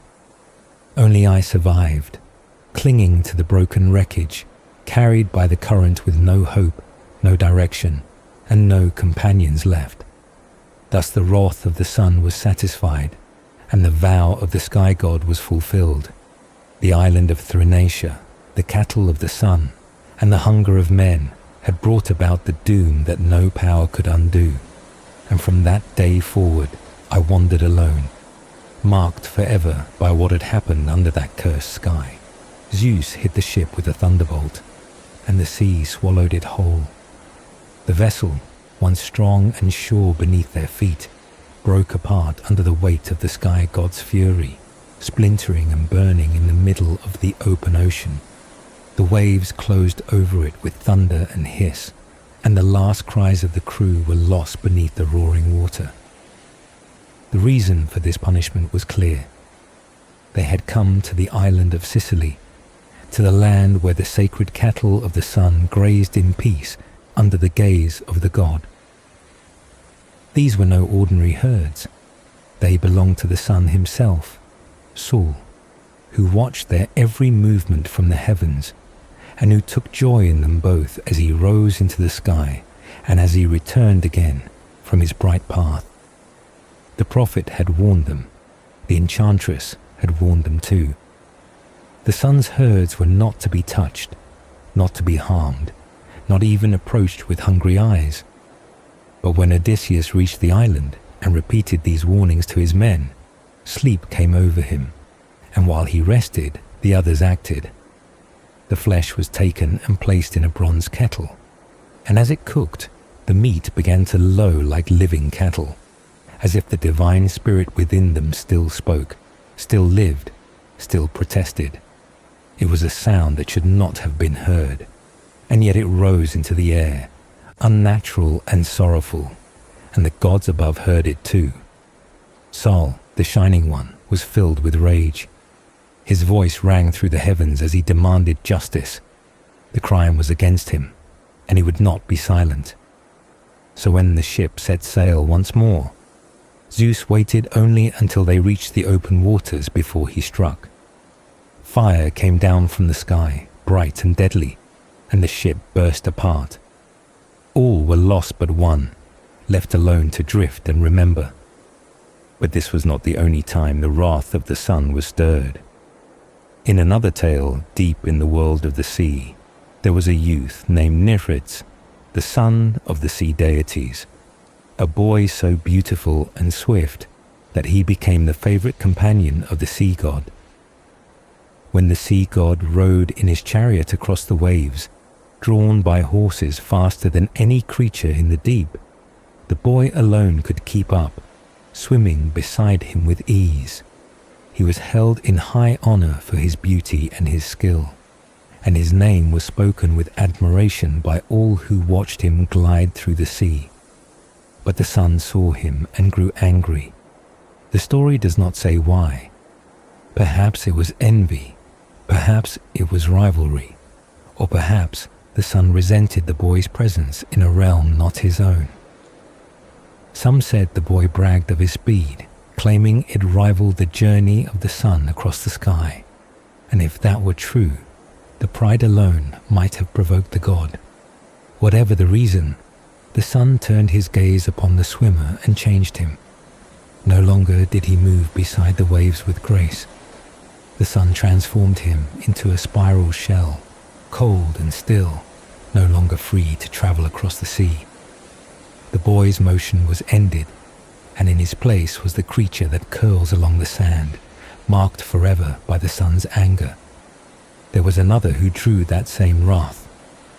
Arge, a huntress, swift and proud, chased a stag through the forest with long strides and sharp focus. Her feet were fast, her breath steady, and as she gained on her prey, she shouted her challenge. Though the stag be as fast as the sun, still she would catch it. But the sun heard her boast and was not pleased. In her words, he heard disrespect, a challenge to his unmatched speed, so he acted at once, with no time to flee, no moment to regret. The huntress was changed, her limbs reshaped, her body shifted, and she became what she had hunted, a doe, silent and soft, her pride taken and turned against her. Now she would run, not as a hunter, but as hunted, her boast buried beneath her new form. And there was one more, a man named Helios, who dared to rise against the sun not in body but in mind. He challenged the god to a test, perhaps of prophecy, perhaps of sight, seeking to prove himself greater than the light that sees all things. But Helios, the radiant titan, was not a god to be challenged lightly. He who had once struck his own son down with lightning for losing control of the chariot. He who burned those who defied him and saw every hidden truth from the sky, would not allow such defiance to pass. The story says he became wroth with Helios, and what followed was destruction and shame. The tale lingers in whispers, tied even to strange rumors that moles, burrowing blind beneath the earth, are descended from Helios, cursed to live in darkness for offending the god of light. Whether true or not, the legend stands as a warning. To speak against the sun, to compete with its power, to act as though its gaze can be matched. These are paths that end in ruin. So the stories of the sun are not only of light and order, but also of vengeance and pride. Helios, the one who rides each day across the heavens, who sees all things and shines on all lands, carries within him a fire that does not forgive. His cattle were sacred, his daughters guardians, and his pride untouchable. To eat what was his, to race against him, to speak in competition, to boast or challenge or take without leave. All of these acts brought punishment. Ships were sunk, people were transformed, lives were ended or cursed. The sun is steady, yes, but it is also fierce. Its beams may warm, but they also burn. It watches with kindness, but it remembers all slights. The anger of the sun does not come quickly, but once it rises, there is no shelter from its heat. Phineas had once been a prophet, a man gifted with sight not just of the world around him, but of things yet to come, a voice of truth who spoke the words of the shining God of prophecy. But even the favor of the heavens could not protect him from the wrath of the sun. For some reason, perhaps a challenge, perhaps a rivalry, perhaps a secret offense that no tale has preserved, the sun god grew angry with him, and his anger was not mild. First, he stripped Phineas of his sight, stealing the very tool that had made him useful to gods and men alike. Then, to deepen the suffering, he sent winged monsters to torment him. The harpies, foul creatures who hovered always near, snatching food from his hands, fouling every meal, leaving him in endless hunger. There was no peace in his house, no relief from the screeching wings and the ruin they brought. His gift of prophecy, once a blessing, had turned to a curse as he wasted away with no comfort. But eventually, 2 sons of the north wind came to his aid. They were swift, faster than any creature in the air, and with their strength and speed, they drove away the harpies, freeing Phineas from their cruelty. They restored his food, gave him back his strength, and brought a moment of calm. Yet even with the harpies gone, the wrath of the sun did not fade. The punishment was not complete. Phineas had been spared by heroes, but the sun had not forgotten. In his final act of vengeance, he changed Phineas again, not into stone, not into flame, but into something small and blind, a creature that burrows beneath the earth, never seeing the sky again. He became the first of the moles, a race that lives in darkness, driven by hunger, gluttonous for food, yet forever blind. This was the sun's final mark upon him, a reminder that some slights, even those forgotten by others, live on in the judgment of light. Yet not all who crossed paths with the sun were met with fury. To some he gave favor, and among those few was the great hero who traveled farther than most and faced labors set by the will of heaven. When that hero was tasked with reaching the island of the setting sun, far across the endless river that encircled the earth, he found no bridge or path to follow. He came to the shore where the sea met the edge of the world, where Oceanos flowed like a wide, silver ribbon, uncrossable by any normal means. The sun, rising each day from one side and descending each night to the other, had his own way of passing through the great waters. At the end of every day, when his journey through the sky was done, he would step into a golden cup, vast and bright, in which he floated across the stream, hidden from the eyes of men, only to rise again from the opposite side with the coming dawn. This golden vessel, shaped like a bowl or a cauldron, was both boat and cradle, a glowing craft built for the god who ruled the daylight. And it was this very cup that the sun gave to the hero. At first, the hero had angered him. Weary from the heat as he traveled, he had raised his bow and aimed it at the sky itself, daring to threaten the very source of light. But the sun, surprised by the boldness, did not strike him down. Instead, he admired the courage. He laughed perhaps, or simply found the act worthy of respect, and in response, he offered his golden cup as a gift. With it, the hero crossed the great river, floating across the boundary between the lands of men and the realm of the fading light. The stories tell how the sun himself used this vessel each evening. As his chariot left the western sky, he would step into the cup and be carried gently across the waters of Oceanus, away from the lands he lit by day, to the realm of night where he rested and rejoined his family, his mother, his wife, and his children. It was from this journey that the hero borrowed the vessel, riding it not as a god, but with the favor of one. He crossed to the island where the monster waited, where the cattle of the three-bodied foe were kept, and there he completed his task. He slew the guardian, defeated the beast, gathered the straight-horned cattle, and loaded them into the shining cup. With his prize secured, he returned the way he came, sailing back across the ocean stream in the vessel of the sun. And when he reached the far shore again, he gave the golden cup back to its rightful owner, honoring the god who had aided him. The son accepted the return of the gift and continued his own journey as before, undisturbed by the temporary sharing of his path. The favor he had given had been honored, and the cycle of light continued. So the sun, whose wrath could turn prophets into blind beasts and huntresses into prey, whose fury could crack ships and summon lightning from the sky, was also capable of kindness. His light, though powerful and all-seeing, could be turned in favor of those who impressed him, who dared to challenge the impossible, who did not flinch beneath the blaze. He was constant in motion, rising and falling with tireless rhythm, watching the deeds of gods and men. He gave warmth, gave fire, gave life, but he also remembered. Every boast, every theft, every insult burned into his gaze.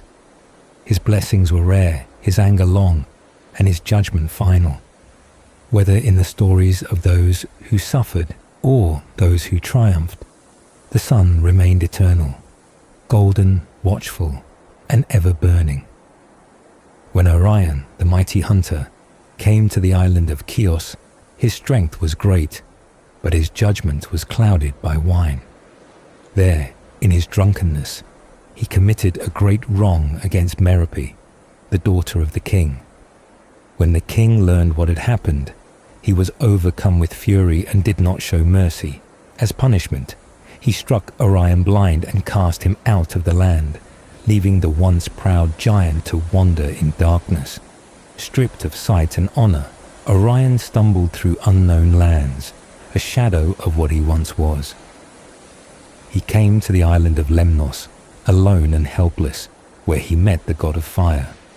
The craftsman god took pity on the blind giant and gave him a guide, a servant named Sedalion, who rode upon Orion's shoulders and pointed out the way before him.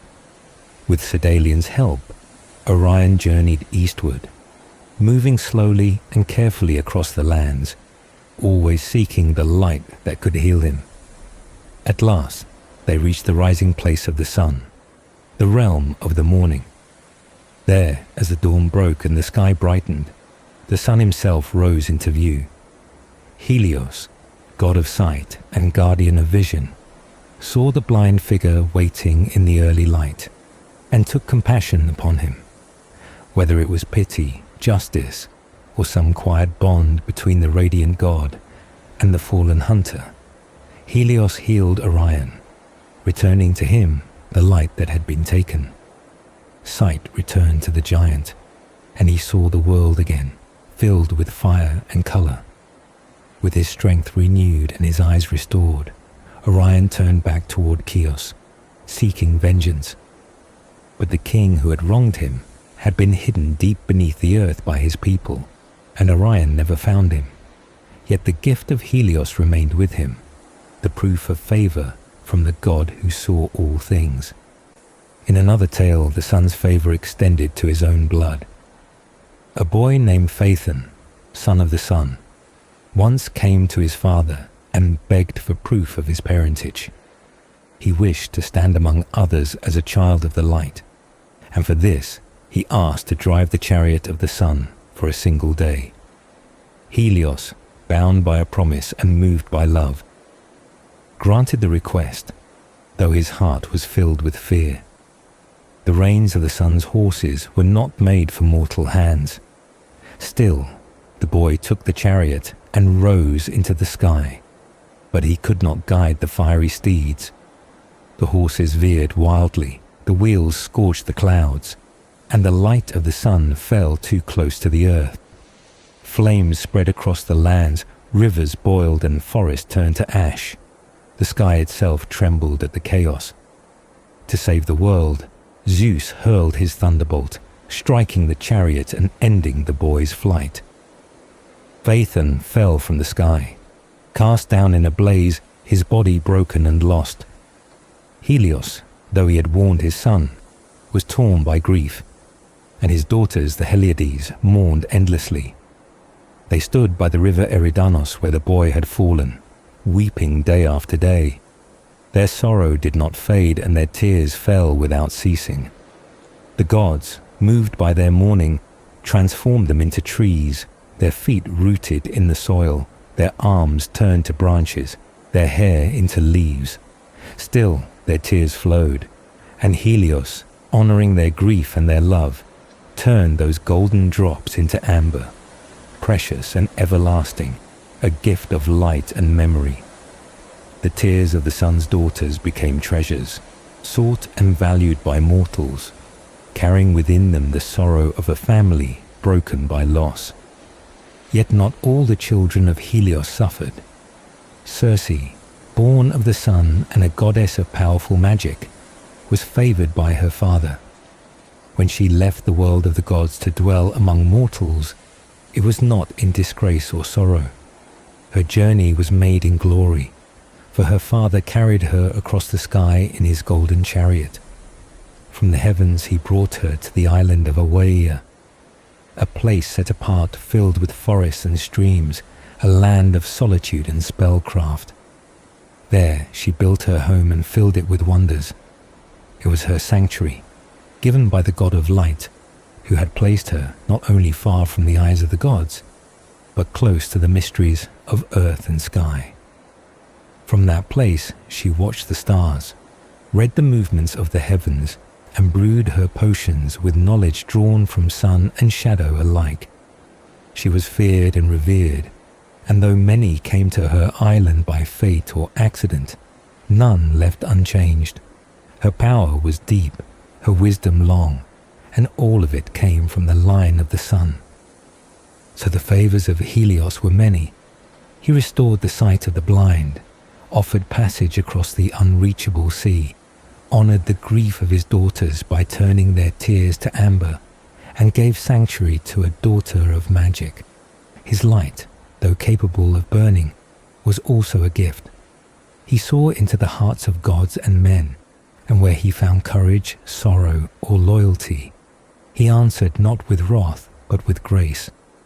The same fire that punished arrogance and oath-breaking could also heal, protect, and remember. The sun did not forget. It marked the wicked with fire and lightning, but it also preserved the sorrow of love, the journey of heroes, and the silence of exiles. It carried the bold across oceans, welcomed the lost to mourning, and watched as time moved over all things. And even when those touched by his fire fell into tragedy, their stories burned on, through golden resin, through songs of trees, through the rising of the light that never turned away. Helios, the ever-seeing, gave more than light. He gave memory, and in that memory his favor lived. When the girl lifted her gaze from the earth, her eyes met those of another, and the moment was lit by the unmistakable light that ran through the blood of the children of the sun. Circe, daughter of Helios, recognized the girl instantly, for there was no mistaking the golden brilliance that glowed within her eyes. It was a light that belonged only to those descended from the radiant chariot of the sun, a glow that seemed to burn from within and glimmered like rays caught in motion. Even from afar, this golden glint marked them as kin of the same divine line. Circe herself had once been carried across the wide sky in her father's shining chariot, her journey taking her far from Colchis to the lands of the west. The chariot had swept her across the heavens and deposited her on the rugged Tyrrhenian shore, a place remote and sacred, where she would take root and live apart from gods and mortals alike. There, she was given a dwelling beyond the grasp of the familiar world, a place where her magic could flourish in solitude, surrounded by forests and the sea. Her descent had not been one of shame, but of solemn purpose, and it was Helios himself who bore her to that far-off land. Such journeys were rare, and only the favoured few rode in the chariot of the sun. Among those most favoured by Helios was Aeetes, the great king whose palace stood as a marvel of divine craftsmanship. His home gleamed with treasures and strange wonders, and everything about his domain testified to the favour of the sun god. The god of fire had worked marvels for him. 4 springs rose up within his palace, each one a miraculous stream. One flowed with pure milk, another with dark wine. The third exhaled fragrant oil, and the last was a stream of water that changed with the stars. When the Pleiades disappeared from the sky, the spring warmed with quiet heat, and when they rose again, it grew cold and bubbled like a winter stream. These were gifts made not of nature but of divine engineering, constructed by the hands of the master forger as an offering to Helios, in thanks for carrying him from the field of giants when exhaustion nearly claimed him. Not only springs adorned the palace, but also creations of war and terror. Bronze-footed bulls whose breath was fire, whose mouths poured out flame with every exhale, and a plough of hardened steel, forged in a single piece, unbreakable and sharp beyond mortal tools. All of this had been given to Aeetes, not merely as a king, but as a son. For he too had once ridden in the chariot of the sun, and he remembered that journey clearly. He spoke of it with pride, recalling how he had been carried in the same gleaming vehicle as his sister Circe, riding far from their homeland to the distant shore of Tyrrhenia. He had seen the sky from above, touched the edge of the earth where the heavens bowed low, and known the strength of the chariot's wheels beneath him. It was a rare honour, not granted to many, and it marked Aeetes not only as a son of Helios, but as one deeply trusted and cherished. Yet even with such favour, warnings still came. The sun saw all things, and in the silence of his rising and setting, he whispered to Aeetes a prophecy, a dark caution against treachery and the crumbling of trust within his own home. Helios, ever watchful, did not blind himself to the flaws of blood, and his voice carried hints of danger, of betrayal lurking among those closest to the throne. Aeetes bore these warnings within him, and he adorned himself not only in fear, but in the image of the god who had given him life. When he stood to confront the strangers who had come to his kingdom, he placed upon his head a golden helmet with 4 shining plates, its glow rivaling that of the rising sun itself.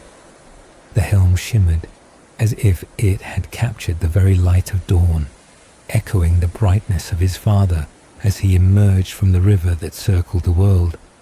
The sight of it inspired awe, casting beams of golden light in all directions, marking Aeetes once more as the son of the sun. This light did not flicker or fade.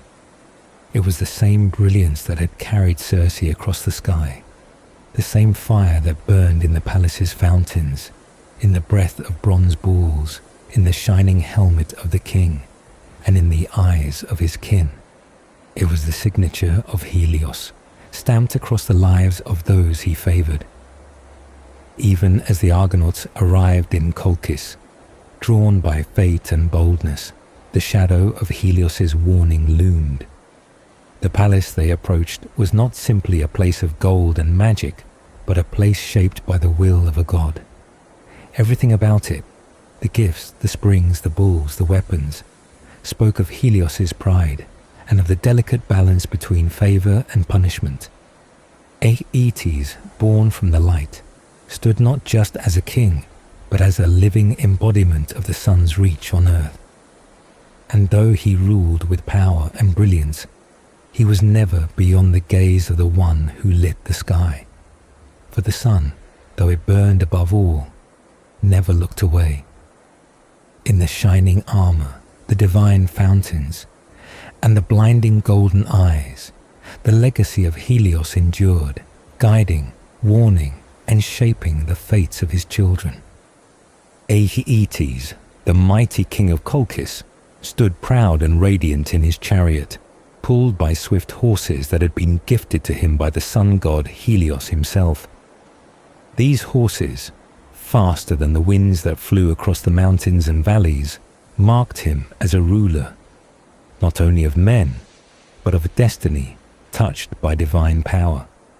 His presence, high above the rest of his people, shone with the brilliance of someone favored by the heavens. In the frenzy of betrayal that followed, when his daughter abandoned him and the golden fleece was taken away, he cried out in anguish, lifting his hands toward the sky, calling upon both Helios and Zeus to witness what had been done. His heart, torn by loss and rage, reached to the gods who had once given him their blessing, now seeming silent in the face of disgrace. In ancient art he was painted standing tall in a 4-horse chariot, surpassing the height of ordinary men, wearing armor so immense and powerful it seemed fit for a giant. This armor, described as the very war gear of a gigante, was said to be the gift of Helios to his son, a token of strength and a symbol of the divine pact between god and king. Even in his daughter's memories, the touch of Helios remained. She spoke of a robe, not ordinary in any way, but sent from the heavens, a glory of their house, a sacred mark of their lineage, given by the sun himself as proof that Aeetes was his true son. This robe, shining and magical, along with a necklace of woven gold and a band set with gleaming stones that sparkled like stars, was the pride of the family, meant for blessings, but later turned to curses, for it was these very items that were later soaked in poison and sent as gifts, tools in a revenge that would burn flesh and bring ruin. When the Greek ship sailed toward Colchis, Helios watched and cried out to Zeus in protest. The god who lit the world with his blazing chariot opened his heart, asking if this mission of the Argonauts was truly guided by the will of the heavens. He reminded Zeus that it was under his light that the world turned, and yet he had chosen to keep his son Aeetes far from envious hands, placing him in cold and desolate lands, where ice-choked rivers and harsh winters reigned, all to avoid strife.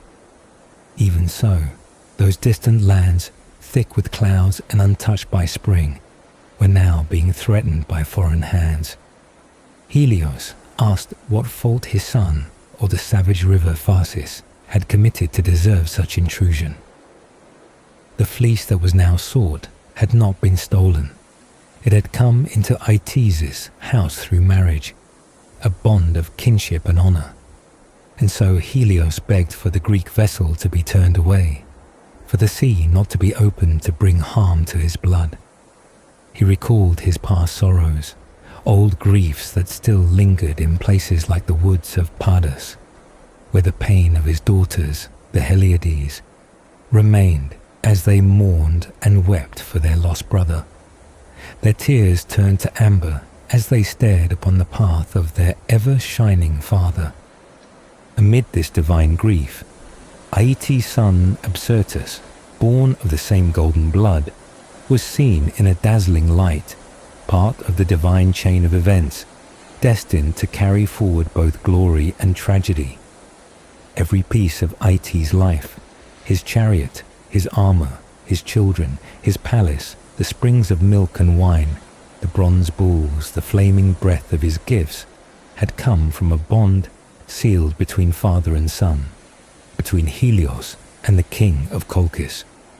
And now all stood threatened by sails that cut through the sea, by strangers chasing after power, by betrayal wrapped in kinship. Aeetes, once lifted by divine hands and carried in a sunlit chariot, now stood in a storm of despair, calling out to the gods who had once lifted him high. The chariot of Helios still moved across the sky, its path unchanged, but the heart of its favoured son had been shaken, wrapped in war gear, not for triumph, but for loss.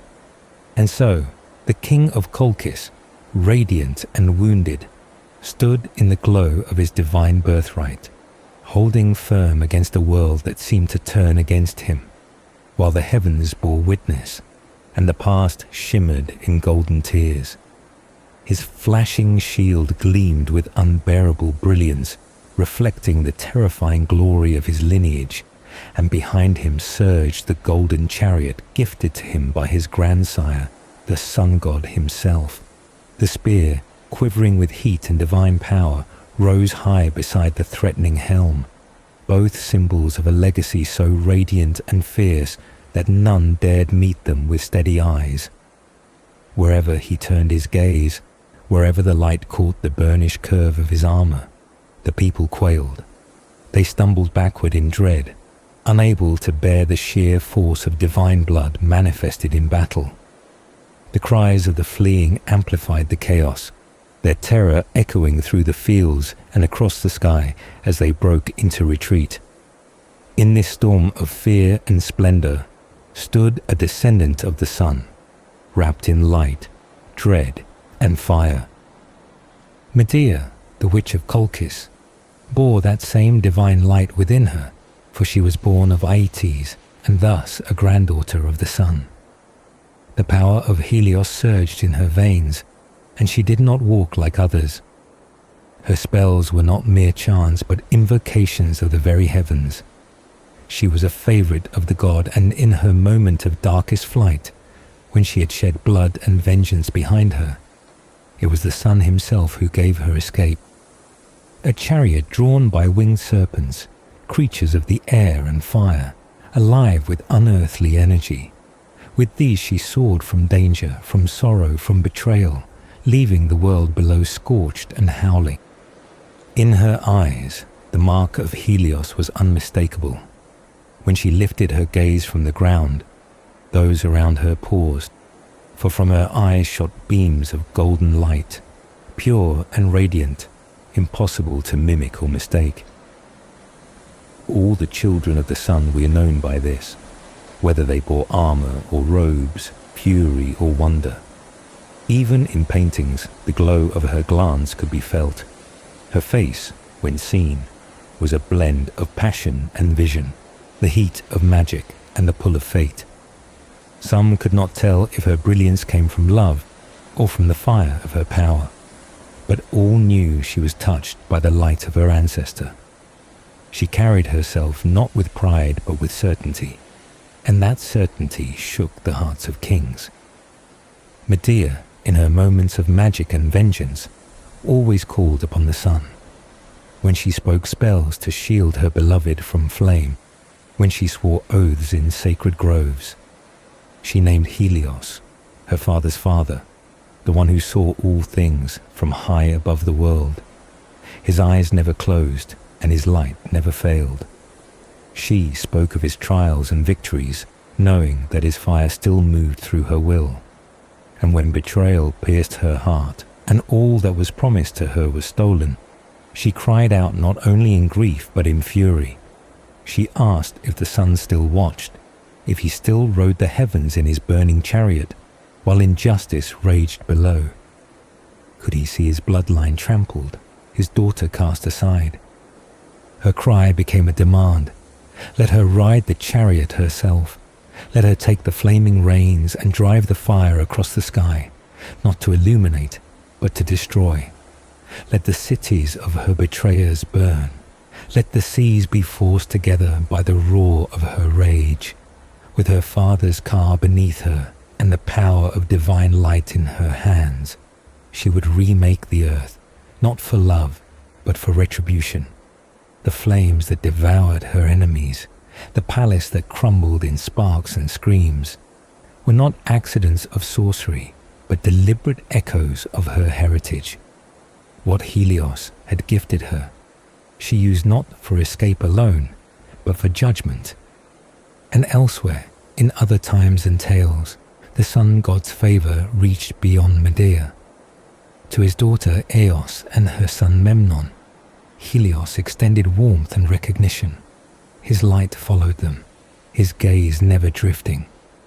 The sun did not only destroy, it loved, protected, and marked its children with beauty that dazzled and cursed. Every flash of their golden eyes, every blaze of armour and shield, every cry into the sky that was met with fire. These were the signs of Helios's hand upon the world, and the legacy of his brilliant burning blood. As the painting unfolded its tale in stillness and colour, the scene was soaked in sorrow and strange wonder. At the centre of it all was the dawn goddess, her form bent with grief, her arms stretched across the sky in mourning for the son she had lost.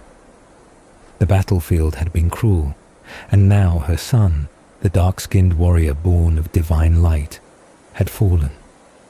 In her anguish, the goddess turned not to mortals, but to the heavens. She called upon the bright charioteer of the sky, the one who rode the sun's fire from morning until dusk, and even he, in all his brightness, looked down in sorrow. His light, which usually danced upon the clouds and crowned the world in gold, dimmed with mourning. Then she begged another, one cloaked in blackness, the deep-robed veil that arrives at day's end. She called for night to come early, to cast a shadow over the bloodshed, and to help her steal her son's body away. She pleaded for time to stop, for the sky itself to pause and grant her a moment to reach him.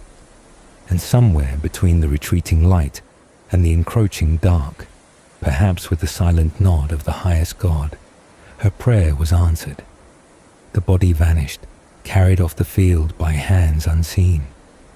The painting captured his form not lying on the ground among the fallen, but at its farthest edge, slipping from the world like a dream fades from morning.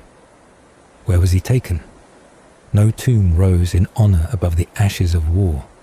No resting place stood in the lands where battles rang.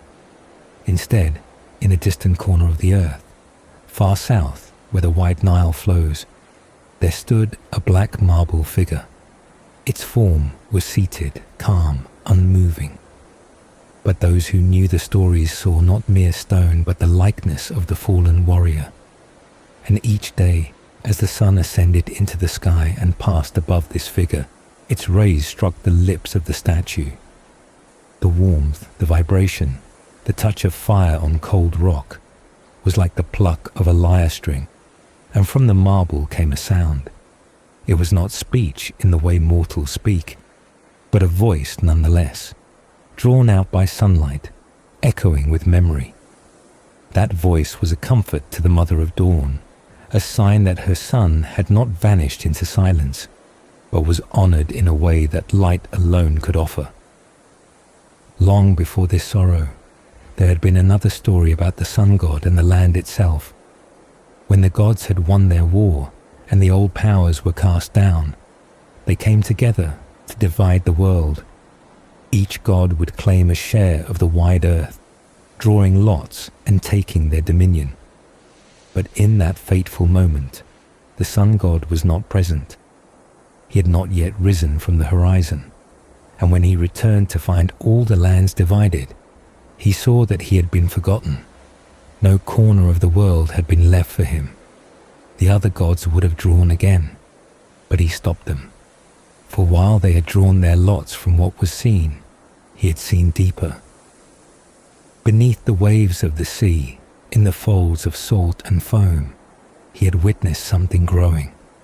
A land unborn, still hidden, but full of promise. He spoke of this secret land, and the great god who ruled them all listened. To seal what the sun god had claimed with vision alone, They called on the one who spun the fates. The goddess of golden bands lifted her hands, and in that moment she swore a mighty oath, binding it not just with words but with divine truth. The unseen land would rise from the sea, and it would belong to the sun god forever. And so it was. The sea parted, and the island rose. Bright and fertile, it shimmered on the waves like a gift pulled from the deep. The sun god, whose light had first touched its peaks, took it as his crown. From that island, his legacy grew. There, in union with the spirit of the land itself, he fathered 7 sons. These were not ordinary sons, but beings of thought and brilliance unmatched in their time. Among them were 3 who would build cities, each carving their name into stone and soil. One raised Dialysos, another Chimeros, and the third Lindos. The land was split, not with swords or conquest, but with purpose and pride. Each brother claimed a citadel, and to this day their names remain etched into the island's bones. The people who came after knew they walked on land touched by fire and fathered by light. So from the battlefield where sorrow sang in the voice of a statue, to the shores of an island born from sea and sun, the stories of the sun god reached far. He was more than a rider of the sky. He mourned with the dawn, rose islands from the sea, gave suns their cities, and whispered through the marble lips of a fallen child. The light he cast was not only warmth, but memory. It burned through time, through stone, through silence, and even in grief. It never failed to rise. When the land of Rhodes first formed, it was not the shining island that later stood proud in the sea, but rather a soft and muddy place, half-formed and soaked with water. The myth says that the sun god looked down upon this new land and felt something stir within him. His gaze fell upon a figure, Rhodes, daughter of the sea god, and he was drawn to her. In his love, the god of light chose to name the island after her, calling it Rhodes, and with his burning radiance, he dried the land, clearing the waters that had once covered it. The soft and shapeless land began to harden, to rise with definition and life. As the light of the sun warmed the island, it was filled with living creatures, and among them came forth the sons of the sun, 7 in number, each born of the land, shaped by the heat and brightness of their father. These sons were given names: the noble eldest, the proud-hearted, the wise, the brave, the steady, the fierce, and the mysterious. A daughter too was born among them, the only sister, whose life was brief but bright, and when she passed from the world still a maiden, the people of Rhodes honored her with ceremonies and respect, as they did the heroes of old. These children, called the Helios, were considered to be sacred, sprung from both earth and sun, and the island itself, now dry and alive, became sacred too. In later times, the people who called Rhodes their home honored the sun god above all others, for he was their founder, their ancestor, the reason their island flourished beneath the heavens. As the Helios grew into manhood, they were told a secret by their father. He said that the first people to offer a sacrifice to the goddess of wisdom would be forever graced with her presence. The same message, carried by divine will, reached the people of another land, far away, a place called Attica. And so a quiet contest of devotion began, tied not to power or conquest, but to the swiftness of reverence, a race to gain the favor of a goddess through the act of timely sacrifice. In another tale, the sun god's name was spoken not on the shores of Rhodes, but among the stones and heights of Corinth. There, the gods disputed ownership of the land, each wishing to claim it. Poseidon, the god of the sea, and the sun god stood opposed, each believing the land should be theirs. An ancient being of storm and strength, Briareos, was chosen to decide the matter. With wisdom, he divided the land. The isthmus and its surrounding territory were given to the sea god, fitting for one who ruled the waves. But the towering height that rose above the city, the peak of Acrocorinth, was given to the sun god, where his light could shine unchallenged. In time, the sun god offered that peak to the goddess of love, and on its slopes were placed altars where people brought offerings to the sun, honoring him as the bright force watching over the city. But the conflict did not end quietly. The memory of this divine contest lingered in the words of the sea god, who once boasted that even the chariot-riding sun had felt the sharpness of his trident in that battle among the stars, when the deep ocean rose in challenge to the heights of heaven and war was waged for Corinth. The sea and the sun, locked in myth, became rivals over sacred land, with the earth itself bearing the marks of their ancient contention. Elsewhere, even in the fables told to children and passed from one storyteller to another, the sun god's presence could not be forgotten.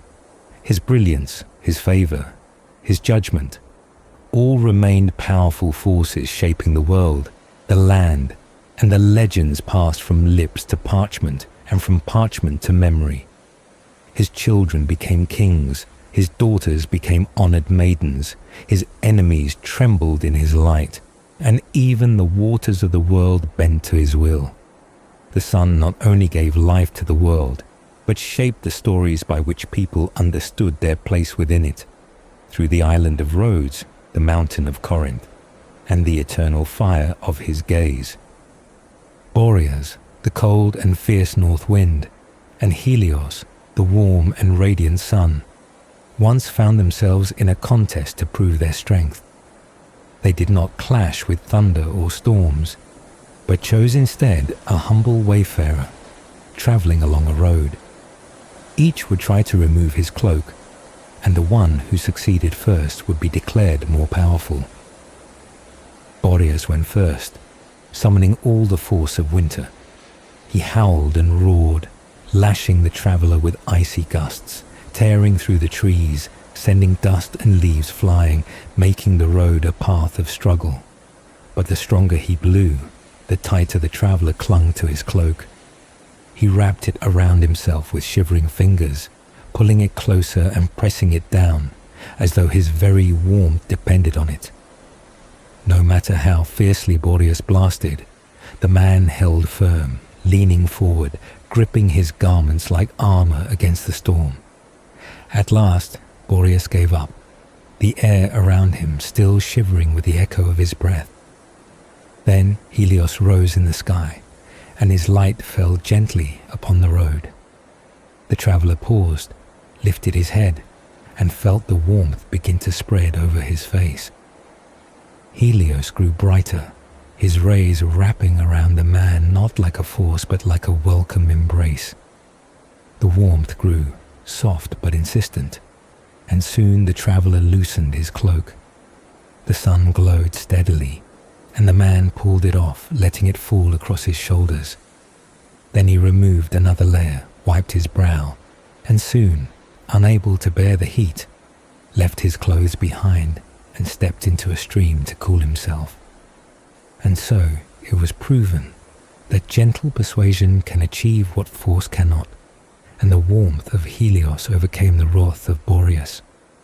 But Helios, for all his light, could also be a cause for concern, as the creatures of the world had learned. There was once a time when the god announced he would take a bride. His message reached the skies, the winds, and even the smallest of creatures, the frogs who lived in the marshes. As soon as they heard of Helios's plan, their voices rose in panic. They croaked and called out, filling the air with their cries until even Zeus took notice, wondering what had caused such noise. One of the frogs, speaking for the rest, explained the cause of their fear. Even as a solitary sun, Helios dried their wetlands, turning their homes to cracked earth and drying their streams. If he were to take a wife and father other sons, what would happen to the marshes then? How could they live if the world were burned by more than one chariot of fire? They imagined a sky full of blazing eyes, a world with no shade and no water left to swim in. Their fear was not of change alone, but of destruction.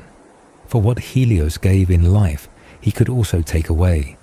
And so, beneath the endless sky, even the smallest voices rose in concern, reminding the heavens that the balance of the world could be fragile, and even the sun must be watched with caution.